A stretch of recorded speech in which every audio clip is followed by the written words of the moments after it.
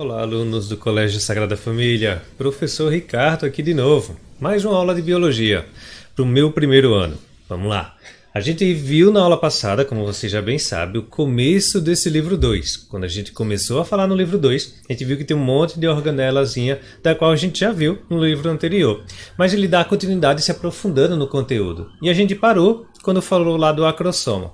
Agora, a gente precisa continuar mais um pouquinho. Como vocês já sabem, isso aqui é o acrossomo, né, que fica lá no espermatozoide. E a gente não falou ainda desse tal de lisossomos. Lisossomo, com uma definição mais simples, ele é responsável pela digestão intracelular. Tudo que está dentro da célula e precisa ser digerido, é ele que vai fazer esse processo. Sendo que tem uma determinadas situações que ele pode alterar a forma com que ele trabalha. É isso que a gente vai ver. Olha aqui. Ele está falando que a digestão, né, é feita de forma intracelular, então ela é uma organela de digestão intra, mas que pode fazer outras funções, como autofagia. Auto vem de fazer consigo mesmo, não de forma automática, ou seja, ele vai se autoalimentar. Como assim? Fagia vem de destruição, de fagocitar, de destruir. Quando ele faz uma autofagia, ele consegue digerir organelas que seriam dele mesmo, não de coisas que veio de fora. E quando a gente fala de digestão intracelular, normalmente está relacionado com algo que a célula englobou. Mas tem duas formas de fazer. Olha para essa figura aqui embaixo. Nessa célula, dá para ver que ele colocou de um lado autofagia, do outro heterofagia. Autofagia é quando ele está digerindo algo que já está dentro da célula. Aqui, como vocês podem ver, ele tem um lisossomo está atuando diretamente sobre uma organela interna. Então ele pega a mitocôndria, digamos que essa mitocôndria está envelhecida, ele precisa reciclar, ele não está mais trabalhando direito, ele simplesmente envolve ela, faz um fagossomo, vai atuar o lisossomo sobre ela, faz uma destruição dela e depois joga a excreta metabólica para fora da célula. Então ele destruiu algo que já estava dentro dele, não foi algo que a célula comeu, algo que a célula engoliu. Diferente da heterofagia. Na heterofagia também acontece dentro da célula, mas de algo que não estava antes dentro da célula. Ele foi ingerido por ela. Olha para aqui. Na mesma figura, tem uma linha dividindo, né? E desse lado daqui, ele coloca uma partícula que está sendo fagocitada. Por exemplo, digamos que aqui é um glóbulo branco e isso é uma bactéria que ele acabou de comer. O fagossomo vai ser formado, a digestão vai ser pelo lisossomo, para depois fazer o mesmo processo de exocitose. Ele precisa expulsar de dentro da célula o que foi digerido. Processozinho bem simples, mas que é chamado de autofagia, quando ele digere algo de dentro da célula.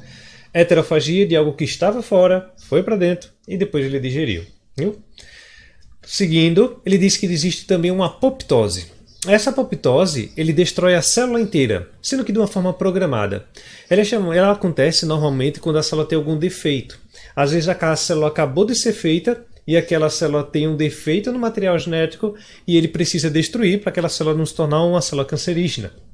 Então ele vai fazer o processo de apoptose, que pode ser, né, também de necrose. Sendo que no processo de necrose há um inchaço daquela célula. Ele simplesmente não tem um defeito, não tem nada de perigoso naquela célula. A célula simplesmente é destruída aos poucos. Ela acontece, ó, como vocês podem ver nessa tabela, na necrose, há uma célula normal, forma um inchaço, que é irreversível, do qual a célula vai ser destruída, se desfragmentando, ou seja, ela se desmancha, ela se quebra todinha. Já quando ele vai fazer com a célula normal o processo de apoptose, a célula passa a quebrar-se em pedaços, ela vai se desmontando toda, ela não se desmancha, ela se desmonta, é diferente. Aquela desmontagem depois precisa ser jogada para fora do teu corpo de alguma forma. Então, normalmente na excreção. Então, são duas formas de destruir a célula inteira. E tem também uma autólise. Nessa autólise, ele vai destruir a célula com os lisossomos. O lisossomo libera um monte de enzima digestiva dentro da célula e sai derretendo a célula todinha por dentro. Todas essas são ações de lisossomos, todas essas sendo que com suas peculiaridades em momentos diferentes. Tem também um tal de peroxissomo aqui.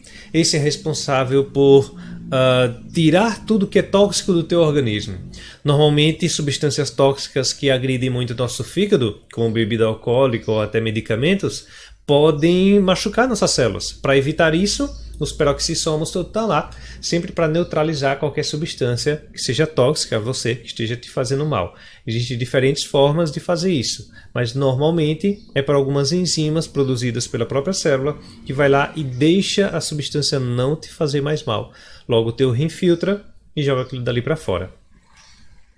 E por último, você tem o centríolo. O centríolo ele tem várias funções na nossa célula. Das outras vezes que a gente falou ele, a gente só falou da atuação dele na divisão celular, mas não se aprofundou. Agora ele descreve direitinho. Primeira atuação seria na formação de cílios e flagelo. Como o flagelo lá que tem no espermatozoide, ou cílios que você encontra em células de parasitas, todos eles têm uma formação desses cílios com um esqueleto por dentro. E esse esqueletozinho interno é feito por esses centríolos, que é nada mais do que um monte de tubinho de proteína. Você tem também a atuação na divisão celular.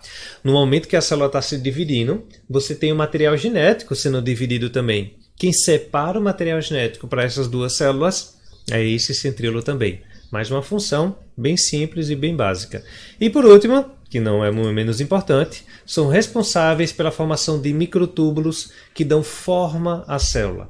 Se a célula é redonda, é porque ela tem um citoesqueleto que a deixa dessa forma. Se a célula é um bastão, é porque ela tem um citoesqueleto que a deixa com essa forma.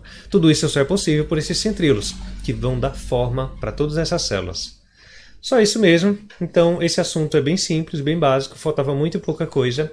Respondam todas as atividades que faltou ainda, né, da nossa última conferência, dessa questão, que na conferência eu vou fazer algumas perguntas em relação ao conteúdo para tirar as dúvidas, viu? Muito obrigado, pessoal, e por hoje é só. Tchau!